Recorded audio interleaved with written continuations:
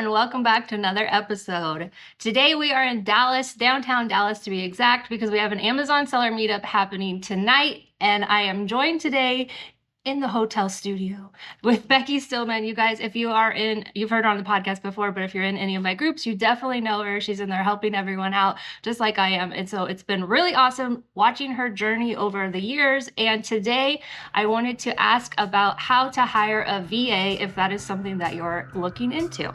Hi, and welcome to Your Selling Podcast. I'm your host, Nikki Kirk, aka Your Selling Guide. In 2017, I quit a steady corporate desk job to travel the US in an RV. Along the way, I started selling on Amazon, grew multiple successful businesses, and wound up back to my roots as a small town girl. Today, I am still doing what I love, selling on Amazon and helping other sellers start and grow their own online businesses. Each week on Your Selling Podcast, we will cover different aspects of selling online and highlight other sellers just like you and I. From part-time sellers creating extra income on the side to full-time sellers growing million-dollar businesses. Think of this as a sit-down with your Amazon bestie where we can learn and grow our online businesses together. Welcome to Your Selling Podcast. If you would like to join us for an Amazon seller meetup, our next one is happening June 8th in Philadelphia, Pennsylvania. You can get tickets today at yoursellingguide.com/meetup.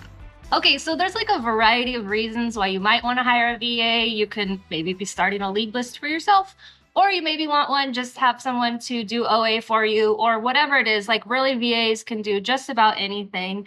Becky went and hired a handful of VAs last year, so she has a lot of experience. And when I thought about doing a VA podcast, she was like the only person I knew of to ask.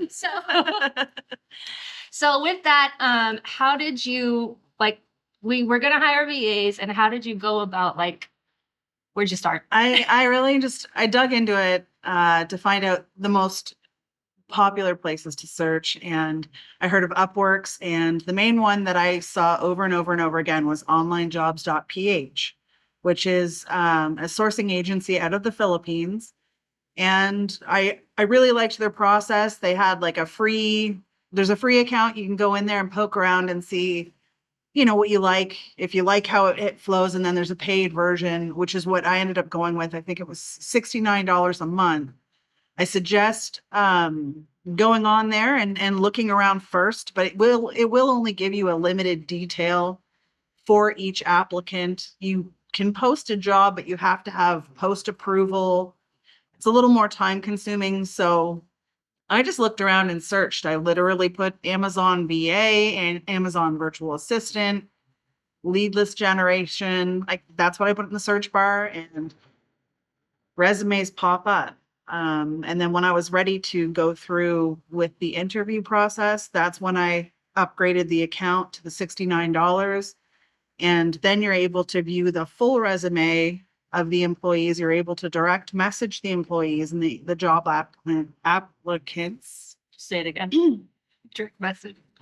You're able to direct message the job applicants. You're able to post jobs with instant approval. So as soon as you post that job, it's live. So that's when, the website that I found was the easiest. I did poke around on Upworks, and I found it was a little clunkier than onlinejobs.ph. So they make it really, really easy.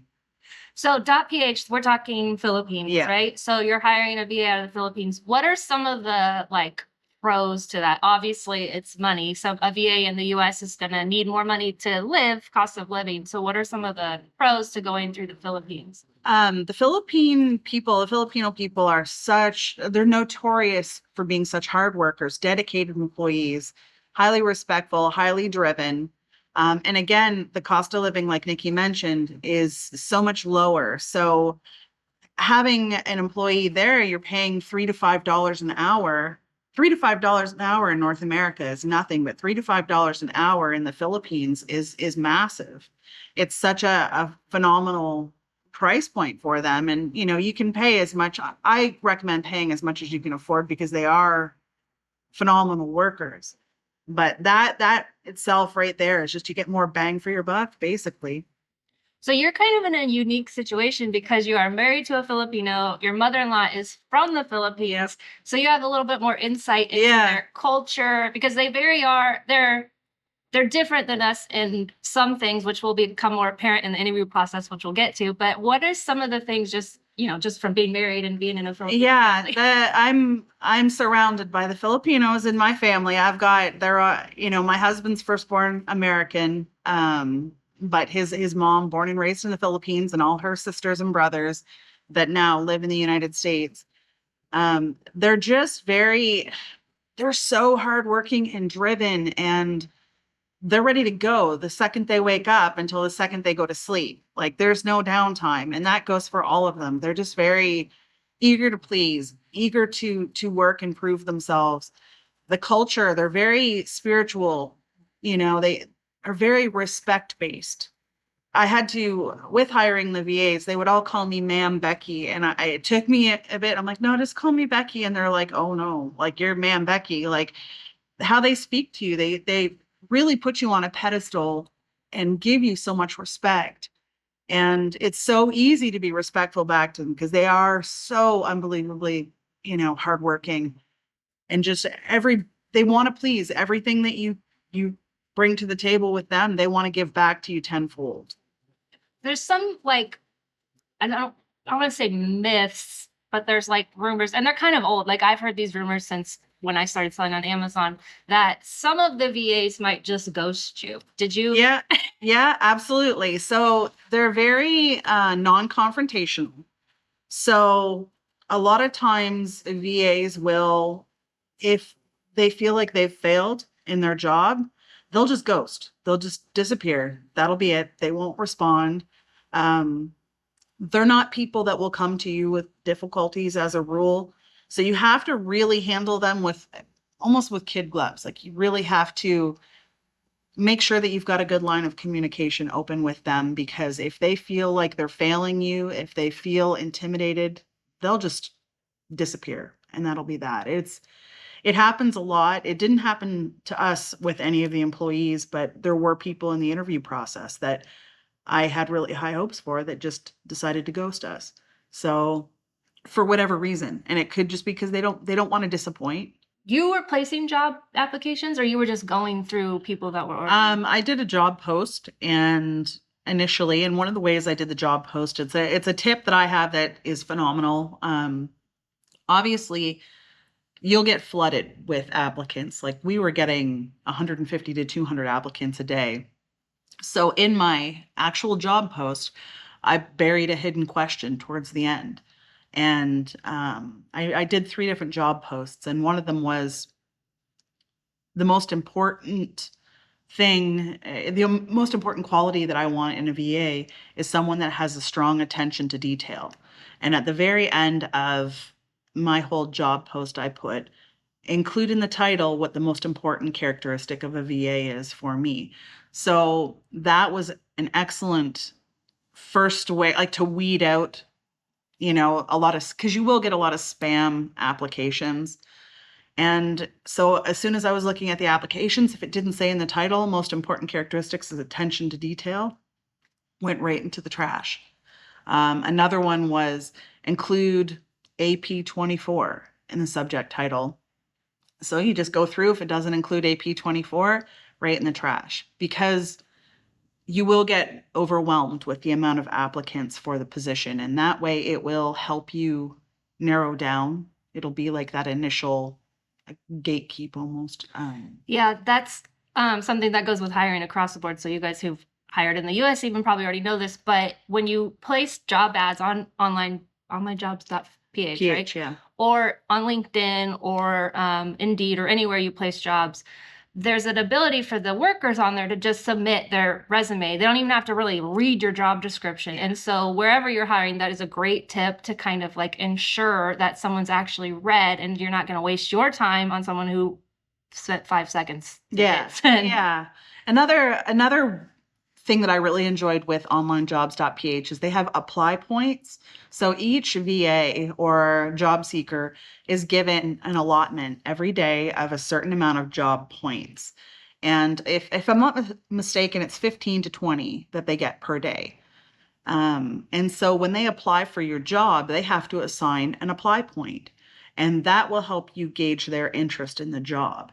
So it can go from, 1 to 20, I think is what they can allot per application. So that also will help you be able to determine gauge their true interest in the position. Because if they're giving you a generic response and they've only got one AP, whereas someone else has a similar response, but they've spent all their 20 apply points, then it's like, okay, well, this person is hungry for the position.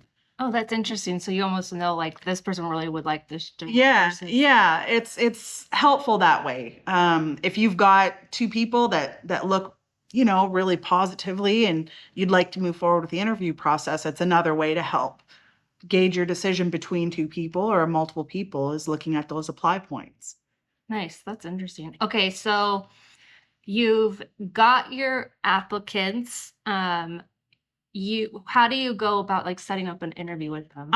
So I do a lot of back and forth via email first. The Philippine people as a whole are very shy. So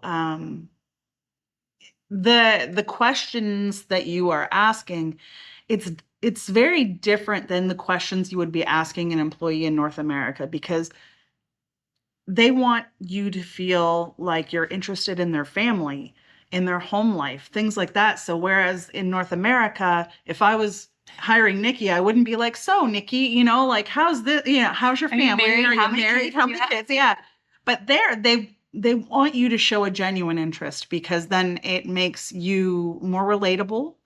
And, their family and their culture is so unbelievably important to them. So basically, before I even get to the Skype interviews and whatnot, I'm back and forth with all of them, asking questions. You ask business questions and then ask a few other questions and really just try and get to know them. And through that process, you also begin to eliminate, because when you're looking at their profiles, it will show their linguistic skills. Like they have little ratings where they've done testing to see how well they can communicate in English. There's also like identity scores. It's like ID proof. That's another one. They'll each have a score based on like what legal documents they've submitted to onlinejobs.ph to prove that they are who they are. And so I like to, because so many people just they score really high on everything. So I asked the technical questions. We were hiring people to work on tactical arbitrage.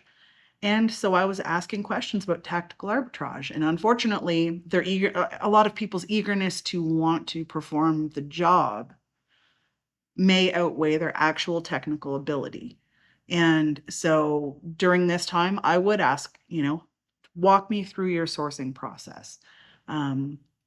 Some people will hire VAs to do like their account managing, to work their repricers and whatnot. So I would get into the technical questions and really try to weed out who maybe doesn't have the experience or who's very eager and willing to learn. We hired two of our virtual assistants where they didn't have a lot of tactical arbitrage knowledge, but I was able to provide them with some training. And they ended up being our two best virtual assistants when it came to sourcing, because they were very eager to learn. And So were you hiring for full-time or part-time, or what is there a difference in what you've experienced? yeah, I was looking for someone for people that would work 40 hours a week, 35 to 40 hours a week, but we were more of a like, we wanted X amount of leads per day. And so I was like, hey, if you can get these leads and they fit this criteria, you can work 4 hours a day. You can work 3 hours. I don't care when you work, as long as you're fitting this amount of leads with these that fit these qualifications and they're submitted by this time every day. And the other thing to take a note is that the Philippines is 12 hours ahead of us. So while we're sleeping, they're working. And so, I had wanted to make sure that everything was submitted by 7 o'clock in the morning, our time. So they could work at their leisure, because tactical arbitrage does take time, but they also do manual sourcing in there. And so they basically could write their own paycheck. They could make their own hours. as long as it was done at that deadline. So if you are someone that wants them to work at specific times, because there are virtual assistants that will work with North American hours, you have to be very specific that that's what you're looking for. If you want them to work from 7 a.m. to 3 p.m. Eastern Standard Time, you have to be very specific with that. There's also like various tracking software available that they can sign into with their computers, and where you can track the keystrokes, you can track their activity. We didn't do that because we're not into the Big Brother. Yeah, not that type of man. No. It was like, hey, this is what we need, and it's up to you to provide it to us. And we ended up adapting a pay scale based on the results that were given to us. So the better results, the more they got paid. The lower amount of results, and the least they got paid. So the keystrokes thing, I was out on that one, but other people may feel that that's necessary, and there are certain softwares that are available for that. Hey crew, is your Amazon business set up for success this year? Do you know how much profit you really made on the item you just sold? Or what about this? Do you notice when the Amazon FBA fees change on a product in your inventory? These are just some of the reasons why I love Sellerboard and why I've partnered with them on the Your Selling podcast. I have been using Sellerboard for 4 years now, and I absolutely do not know how I will run my business without it. I love how simple Sellerboard is to use. The desktop version is set up so easy. As soon as you connect your Amazon account, all of your products from the past, anything you've ever sold, is going to flow into that. And the way I love it and use it the most is actually when I'm outsourcing. I have Sellerboard app right on my phone, and I can visually see the images of the products I'm selling today, yesterday, last month, last year, whatever I want to look at. I can see it in real time right on my Sellerboard app. Sellerboard is an affordable must-have tool for all Amazon sellers. And as listeners of this podcast, they have given you 2 months free to try it out for yourself. There's absolutely no credit card required to sign up, and you can cancel at any time. Head to yoursellingguide.com/sellerboardprofit to set up your free trial today. Again, yoursellingguide.com/sellerboardprofit to get your 2-month free trial today. So how did you actually communicate with them? You said email, and then Skype came up. Skype, WhatsApp is a very big communication program with them. I had a group with them on WhatsApp, like once they were all hired. I had a group, and that's where we would every morning, which would be evening my time, at the beginning of their day, I'd communicate to them, hey, let's focus on these categories. Let's do this. Is there any issues? And like I always had a very open line of communication with them, because they are not the type of culture that if they're struggling, they're not going to be like, hey, I'm struggling. So it's extremely important that you have those open lines of communication. They would all send emails at the end of the day or messages on WhatsApp saying, telling me what they accomplished that day, what they had difficulty with, and what they're going to aim to try and achieve the next day.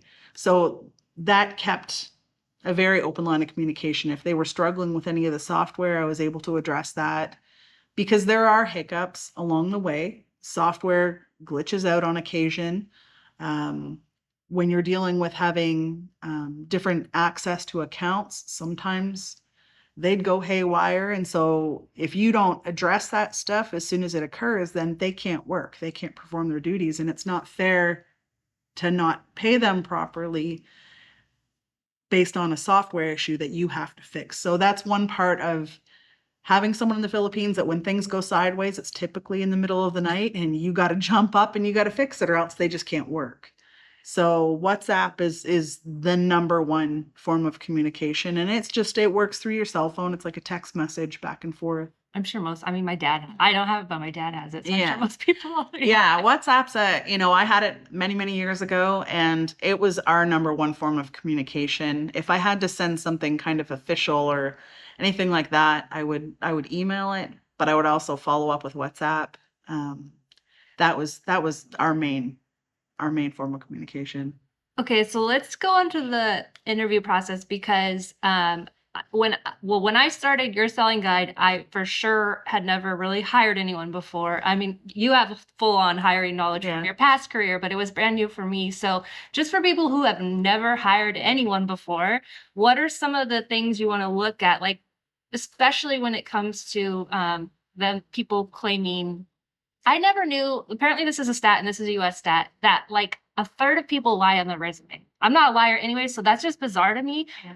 But I'm sure it's Oh yeah. It's honestly, it does happen a lot.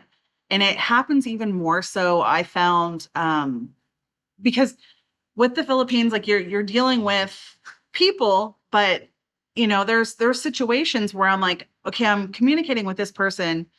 Everything's going really smooth. The communication is very prompt. They're speaking very, intelligently. And then all of a sudden the responses would go to like, they're not even speaking very good English.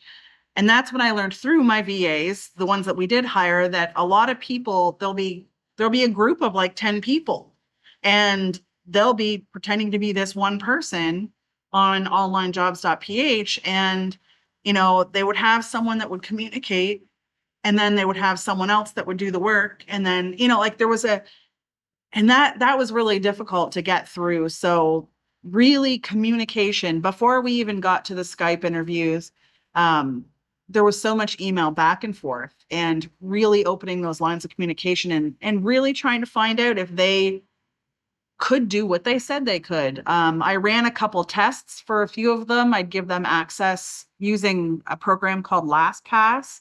It's a great program that protects your passwords. You can give them access to any program you use, Keepa, RevSeller, IP Alert, whatever you need. And they log into LastPass, and it protects your passwords. It protects your account, but then it allows them to use the programs. And so I would give some of them tests, sourcing tests. I'd be like, okay, I need you to find me 10 items that fit this criteria in the grocery category in the next 24 hours and show me the results. And doing that alone, that was one way to really, really weed out a lot of people. And, sometimes there just wasn't the ability to get 10, but if they said, hey, like, here's 7, they were good. I tried, here's 5 more that don't quite fit the criteria. That was a great test, because there was one person that we were going to hire that everything on paper looked phenomenal. When it came to testing, I gave them 48 hours to come up with 5 grocery items and 5 toy items. And they came up with 1 of each with ranks that were absolutely absurd, that were from a store that you couldn't even purchase from in the United States. And I was so disappointed, because every answer they gave me was perfect, was textbook. Everything they said they could do. They said they had worked as an lead list assistant for 5 years. Within 2 days, I found it was just not true. I was like, okay. And they didn't know what Keepa was. So you really have to go in skeptically. Don't just take their word for things. And that's with anybody that you hire. The proof's in the pudding. Show me, and that's the most important thing you have to remember, is just ask questions. And when they say they can do all this stuff, show me. So when I hired an assistant last year, that was one thing I also learned. I took a course on how to hire people.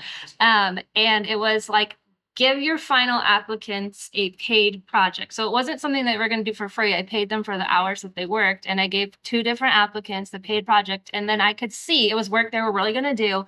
And I could see like who did it faster, who clicked with what I wanted. And it's a great advice, no matter where you're hiring, to give them some kind of project as part of your interview process. Absolutely. And that's, Nikki highlighted an important point. Give them, it should be a paid task. Like, even $20, like $20 in the grand scheme of things. You cannot expect these people to work for free.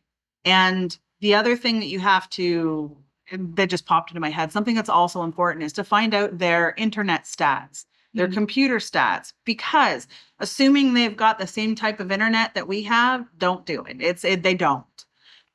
We're talking like 35 megabytes a second at some points. There's one virtual assistant that we had that we actually ended up paying for them to have an upgraded internet package because they brought a lot of technical ability to the table, but for them to have an upgraded internet package, it was going to be an extra like $35 a month for them to go from $35 or 35 megabytes a second to almost a gig.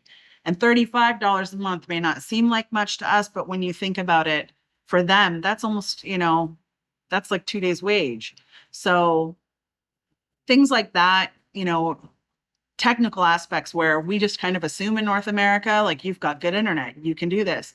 It's a different place. It's where they live. It's much different than what we deal with. So you really have to ask those questions. And a lot of the assistants will have their technical specs available upon request. It's a common question. Ask what kind of computer they're using. Ask that processor information and the internet speeds, and they'll tell you. So one of the other things in any hiring that you're doing is to know the job that you're hiring for. So if you don't know how to do TA and you're hiring someone to do online leads for you with TA, it ain't gonna work out. So what's your advice with that? Yeah, you need to get extremely familiar and very knowledgeable with any job that you're hiring them to perform for you. They really look to you for guidance and for tech support. And you can't just take someone and be like, okay, I want you to go do this on tactical arbitrage. Like there was nights that I would spend 4 and 5 hours sitting up with them because they ran into a technical issue that they didn't know how to fix. And this isn't a case of like, we'll just figure it out. It doesn't work that way. So you need to be able to coach them and train them and also provide ongoing training for them. There's different programs like that you can give them access to that will train them. But the most important thing is you being able to teach them, you being able to show them the way. This isn't a type of scenario where it's a plug and play. Like I'm hiring this person to do this and go. Like it doesn't work like that. So definitely get extremely familiar, find tasks in your Amazon business that you've mastered and use that as, gaining your time back. Mm-hmm. So, if you've mastered your repricer but you just want to get that time back that it takes to work on your repricer, hire someone, train them, provide ongoing training and job support for them. And then with that extra time you have, then you can invest that elsewhere in your Amazon business. Yeah, that's great advice. Because you're the one making the money in your business, right? So you want to hire someone to do the tasks that don't require you to do and that will help you make money in the areas that make money. So you're trying to offload and get some time back in anything. So no matter what business you're in, it could be online leads, it could be dealing with help tickets on Amazon. Like there's a variety of things out there that they can help you do, but you just want to make sure you know how to do it because you may not know that they don't know what they're doing because you don't know what you're doing and you're gonna end up, they are affordable and we'll get to that, but like you're gonna end up wasting money if you're just hiring someone who and it's not an easy process. Like to hire, it's not like you're gonna hire them within a week. There's a lot of trial and error. We had multiple VAs that we had to let go because as much as they ticked a lot of the boxes, the most important ones they didn't tick. And you don't know that until you give them the opportunity to start working. And it's a lot of trial and error and taking the time to be able to support them and taking the initiative to be like, okay, so I see what you accomplished today. The list was kind of short. What was something that you like? What were the difficulties that you ran into? How can I help you perform your job better? Are there any tools that, would help? And you'd be surprised. I had one VA and they said, you know what? I'm having a difficult time because my previous employer had this other program and I really liked it. And I said, okay, well, let's sign you up for that program. And so I got the program and that VA went from our bottom producing VA to our top producing VA within 2 weeks. And they stayed there. So they feel like they're imposing when they ask. So you really have to encourage that conversation. Like, how can I help you be the best at your job?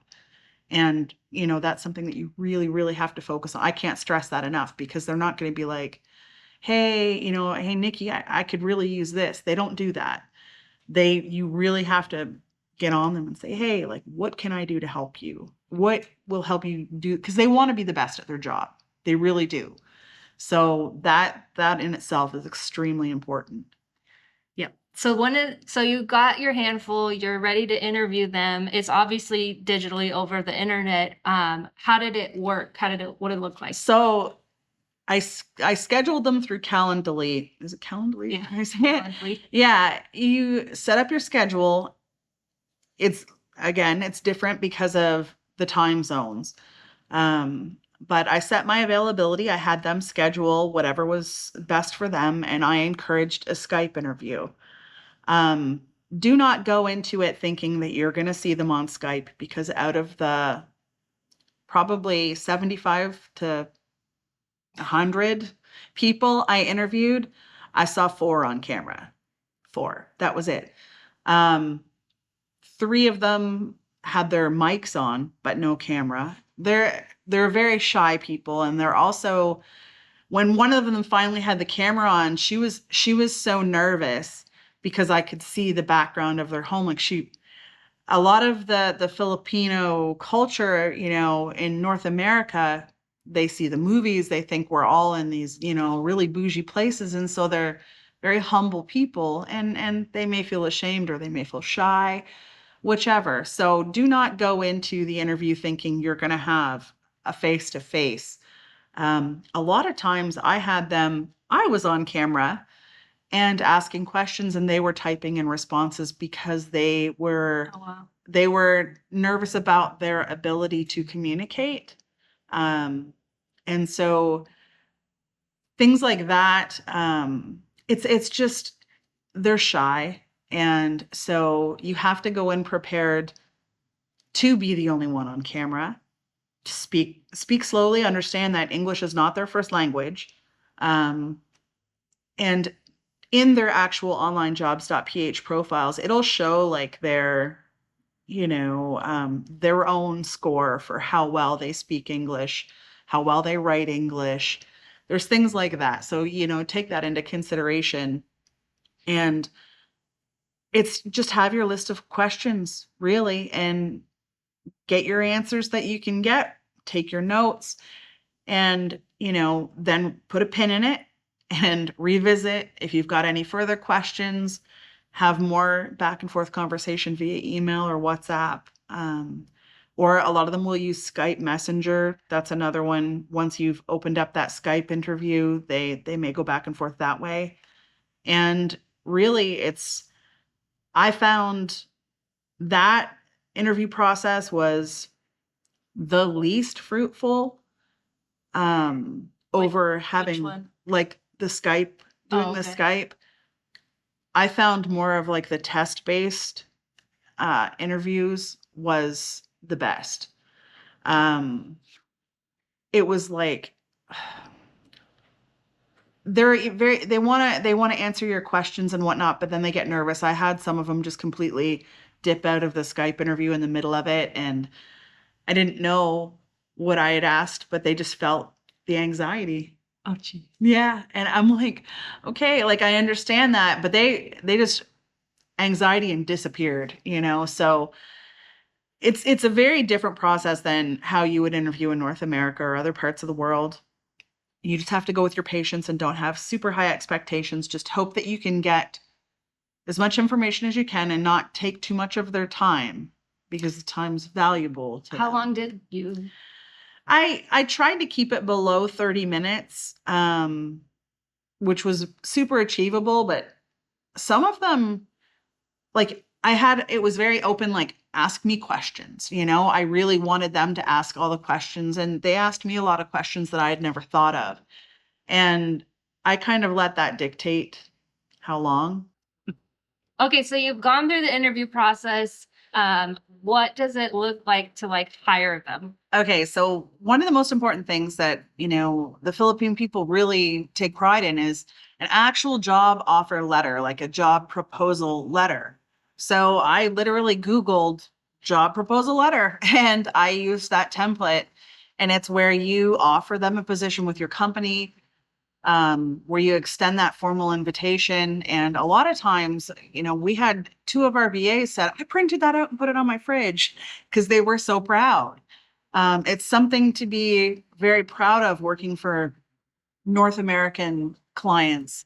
They're very, very proud of it. It's something they like to show their families and whatnot. So it isn't a matter of like just shooting them a message and saying, hey, I'd like to hire you. Make it really official, and have that job offer there. And 9 times out of 10, they're over the moon for it.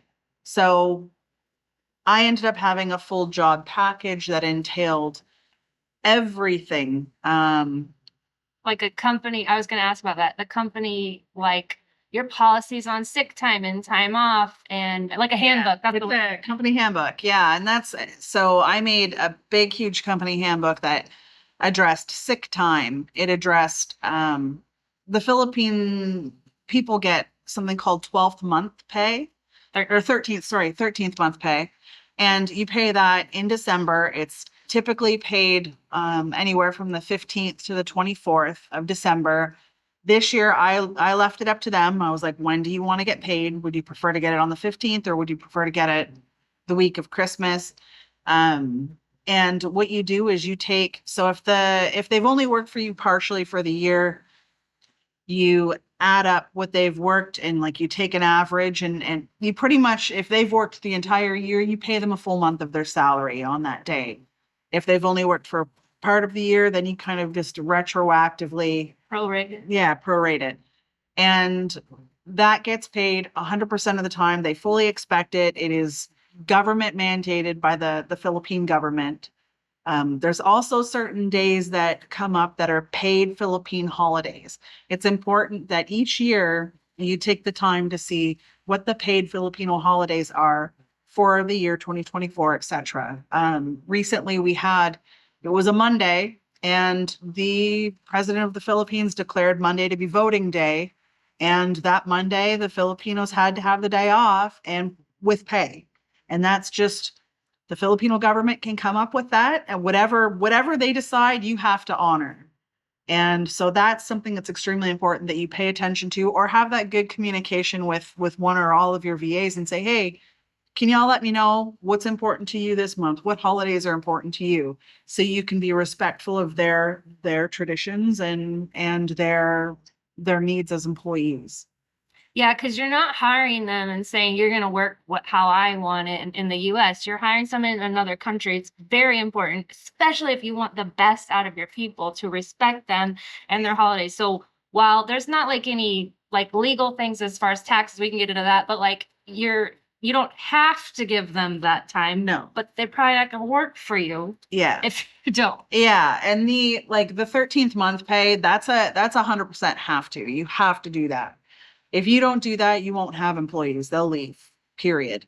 That is something that they get. That is how they spend their holidays. That is this is how we support our families. This is how we buy our gifts for the holidays. This is how we buy our food for the holidays and whatnot.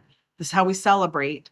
And then there's various holidays throughout the year. And, you want to be respectful, because a lot of the Filipino people will have to travel out of the province to be able to get to where their family is. So that will help give them the time for that.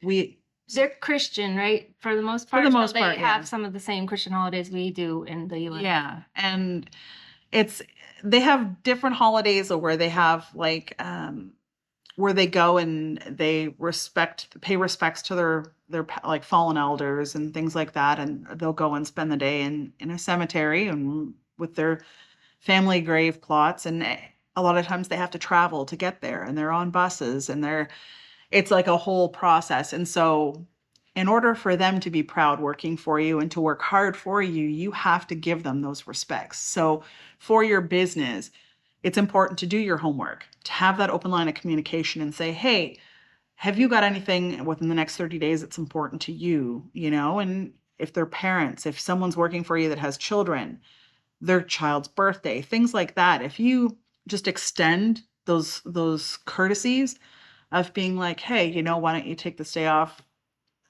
It will pay you back tenfold when it comes to respect and how hard they'll work for you. Um, they're so proud to be able to work for you because so many people will treat them as like robotic slaves, and that's not what they are. They are such good people that are so hardworking, and you have to look at them as what they are. You can't just be a slave driver. You can't be that way. If you treat them with respect and kindness, they will pay you back tenfold. And like Becky's already kind of mentioned throughout this, like she learned herself things that will, like software we never used on our Amazon business that they use. Like you're gonna learn a lot, especially when you hire someone who's already kind of knows it. So definitely having that, just be a nice human with your employees. Yeah, just be a good person. Just treat them how you want to be treated. And, as long as you have that respect, they'll be great employees. You don't have to do the employee handbook. Like if I just want to hire one person to work for me, would that be a thing you have to do? You don't have to. Just there's certain things that you want to be clear about. How do you handle sick time? Are you going to give them any paid holidays? For example, we had after 6 months of we had a probationary period of 30 days initially. And, after that 30 days, then we went ahead and said, yay or nay, and yes, you're going to work for us. Then you give them another formal job offer. But then, and I paid them at their initial trial period a little bit less than what they would typically get paid. So then when it was time to hire them full time out of their probationary period, they got paid extra. But some of the things that you need to consider is, are you going to pay them raises? When are you going to pay them raises? Are you going to have employee evaluations? Because even if you only have one or two, you still want to give them something to set goals for. You want them to know that if they work hard for you and they do well, in February, they're going to have an employee review and they're going to have the ability to get a raise. You want to treat them in the same way that you would want to be treated in your own job. If you were going to a job and you were making minimum wage and you were making minimum wage indefinitely, would that motivate you to work hard? Or if you had that, the ability to excel, the ability to take on extra responsibilities, to grow their self within your company, you have to lay that out. So you don't have to have a huge employee handbook, but something on paper that will also help you stay accountable. I think that's really important because they do get sick. We had one of our VAs got COVID, and he got COVID so bad that he was in the hospital and he lost his sister. She got COVID at the same time and she passed away. So we had to deal with, funeral, things like that, like time off. You have to account for that because they need to feel safe in their position. They need to know that, because when he had told us that his sister had passed away, he was too nervous to ask for time off to attend her funeral. And I was like, what? Like, are you kidding? I'm like, no.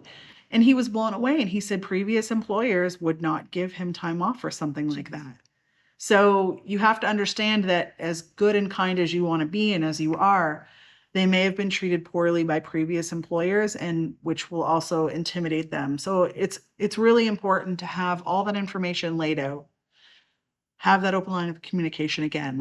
There's a repeating thing that I'm saying, communication. It's so important. Don't just assume. But having some sort of a little handbook, and you can Google employee handbooks if this is the first time you've ever done. I was gonna say, you didn't write it from scratch. No, I cherry picked from the internet. I really did. And then Joe Jonas, I think his name's John Jonas, that he started onlinejobs.ph. He has some free templates. He's got lots of videos on YouTube.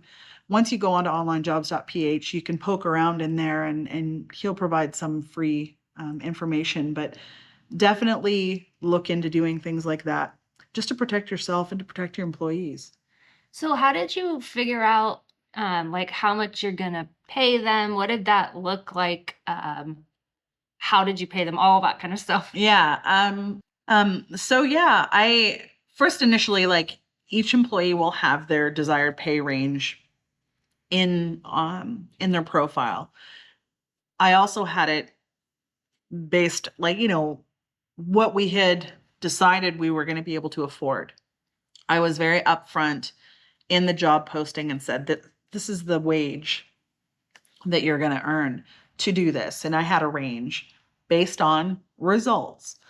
And I was very clear, this is what we need, very specific. So there was no, discrepancy in the pay, because it wasn't a straight hourly wage. Some jobs you may offer them are a straight hourly type job. So ours was weekly. This was their salary per week. And I did the research. I looked at each person. I Googled what is the optimal price for optimal wage for Filipino employees. I asked my family. I've got a lot of Filipino family that are still in the Philippines.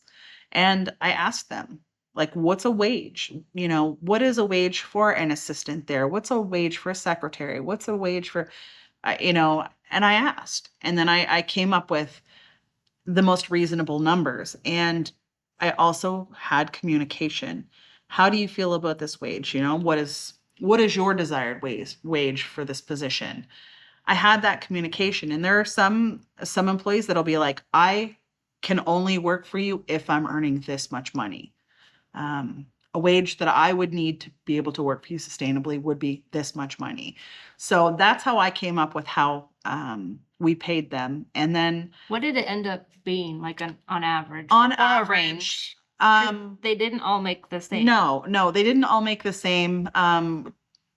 We started at about $100 a week. That was the bottom wage, $100 a week. And they had the ability to make up to $190 a week. And then I would also pay bonuses based on whoever, because our VAs were for lead lists, to search leads. That was their job. So whoever had the highest average ROI for the week would get a $30 bonus. Whoever had the highest amount of leads that fit our criteria per week, they would get a bonus. Like, there was certain things I tried to make it fun and tried to make it motivational. If we found that the leads were aiming towards one category more than another, I would say that, hey, whoever provides the most amount of grocery leads, say, here's a bonus. So on average, the bottom amount they could make was $100, and then they could pretty much write their own paychecks, after that with the bonuses and whatnot. But on, it was around $150 a week on average. Nice. And then you pay it through PayPal. How did you pay them? And you're paying in US dollars. Yes, paying in US dollars. So we offered the number one pay service was Wise. Wise charges the lowest fees out of all of them. It seems to be the easiest for the Filipinos with their banking system. And I gave them the option, do you want to get paid in Philippine dollars, or do you want to get paid in American? And they all wanted to get paid in American because their exchange rate gave them more money on their end. Some of them had to be paid through PayPal because you have to have a certain type of bank account to be able to get paid by Wise. So some were paid via PayPal, where you'd have to pay a little bit higher fees. And you're covering the fees, right? Yes. So we cover the fees. If their pay is $156 US, you need to make sure that you cover that $4.99, because that's an hour of their work. So you really have to think about things that way. You cover the fees. If they're getting paid $156, you need to be making sure that they're getting paid $156. It's extremely important. Yeah, all the fees. So you cover 100% of the fees that way. There are other, there's Easy Pay. Easy Pay is another one that is linked through, I think, onlinejobs.ph, and I think Upworks does it as well, if I'm not mistaken. I don't have any experience with it. I had left it up to the VAs. I was like, this is what we're offering. This is what we were familiar with. It was the easiest for us to link to our company bank. And so that's what I offered, and that's what they took. But Easy Pay is another one that you can pay directly through. But I think they I think some of these businesses take a portion of the money. Yeah. If they withhold a portion, if I'm not mistaken. So we paid every week. Every Is week. that normal, or is that just what we decided to do? That's typically what's done. I've heard of people doing monthly pay. I asked in the interview process, really, that's how I figured it out. I was like, how would you prefer to get paid?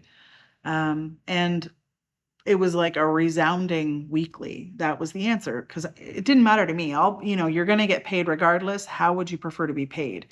And I think out of all of the people that I had applied or that I had interviewed, I think maybe only one or two had said they preferred to get paid on the first of each month. Everybody else preferred to be paid weekly. So, okay, you've hired them, you've got the pay part figured out. And I just want to put in here, we don't have to talk about it a lot, but that you learned a lot. You're not technical, didn't know anything. You learned a lot just by process of doing it. Yeah. Just doing it, asking questions, hopping on Google. Google's my best friend.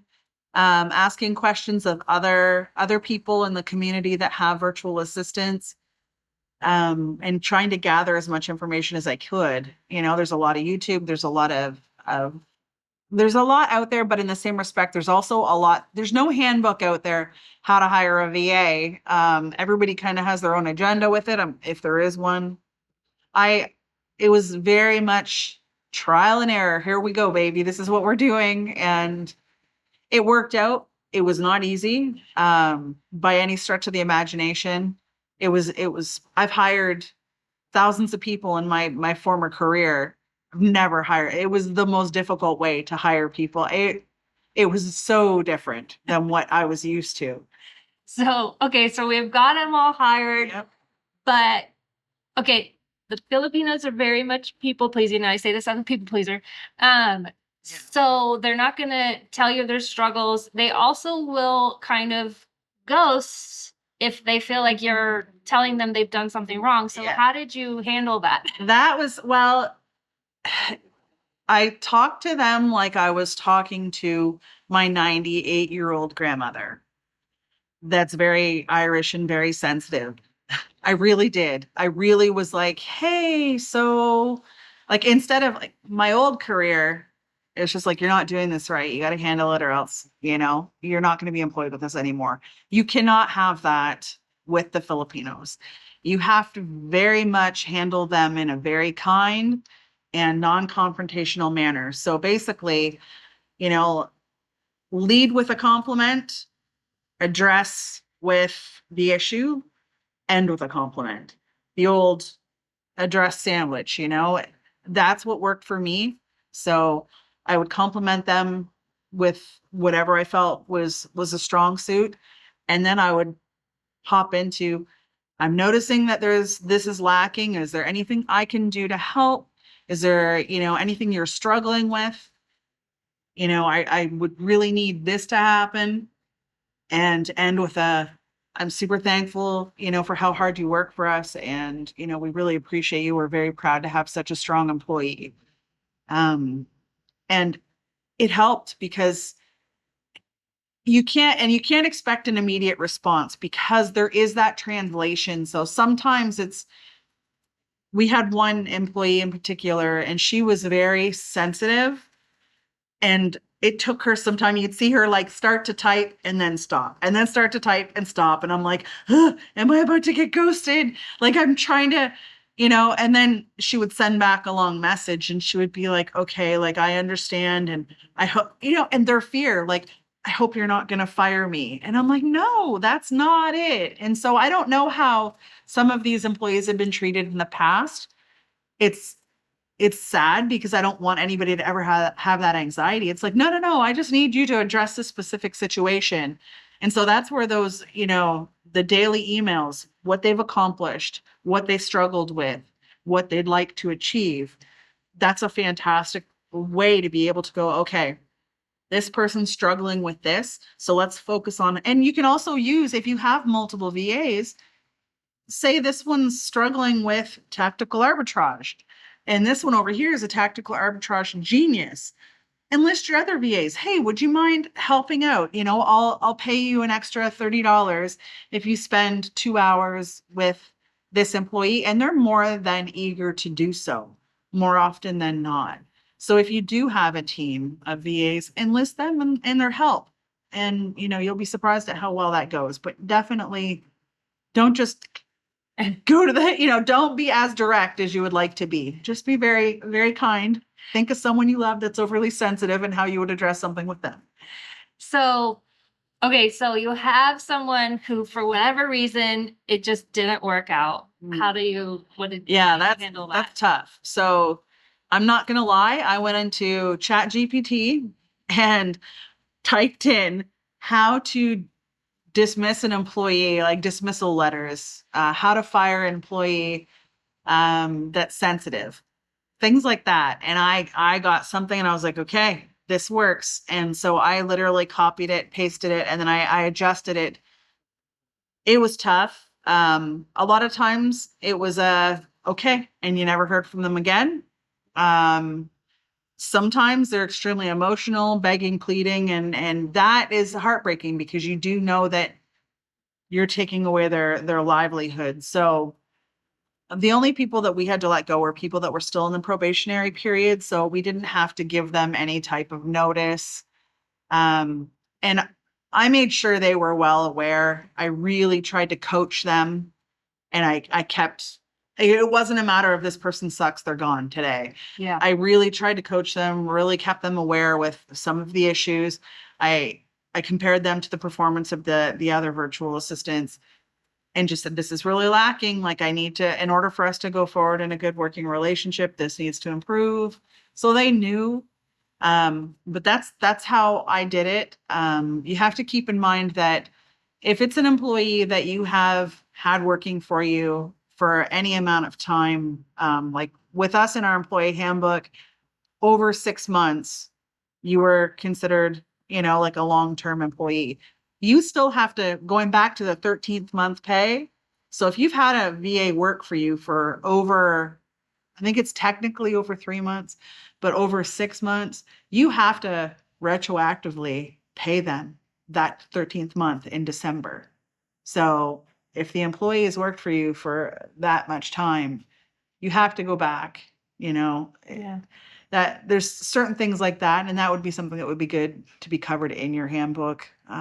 That way you're held to task with it. But yeah, it's tough. And I never had any real pushback. I did have one employee that reached out multiple times and was like, hey, I took this class. Can I try again? And that's up to you. If they've taken, the initiative to address the issues that cause them to be dismissed, that's up to you and up to your business choice if you would like to have them back at that point. We went forward because we had to replace the employees immediately. And so anytime that happened, I was like, unfortunately, the position's already been filled. I'll hang on to your information. If you want to reach back out in 30 days, we can revisit this. And I never heard from them again at that point. But if there's someone that is driven and is like, hey, it's been 30 days, is there any change? Then it's someone that you may consider, okay, I'll, put you back on a trial basis. If they perform, they could end up being one of the best employees you have. Yeah.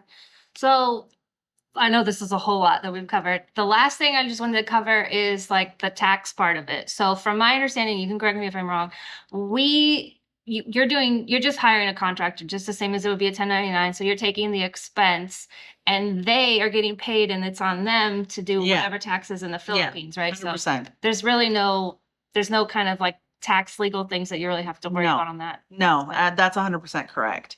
And that is also another bonus to hiring in the Philippines. There are certain countries where they do require you to file tax information with their like country. And, they make it very seamless.